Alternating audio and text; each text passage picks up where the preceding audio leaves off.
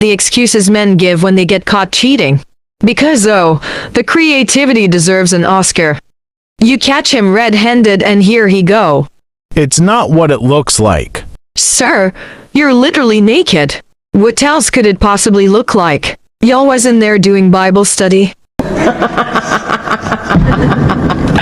Sorry. She means nothing to me. Oh my God! Wow! Oh, so you're just out here risking your relationship for people who mean nothing. That makes you not only a cheater but also a dumbass. It was a mistake. What? Bro, what are you talking about, man? A mistake is spilling juice on the couch. You don't accidentally drive to her house. Take off your clothes and put in work for 45 minutes. That's not a mistake, that's a whole workout session. Absolutely disgusting, by the way. I almost puked, but let me stay focused.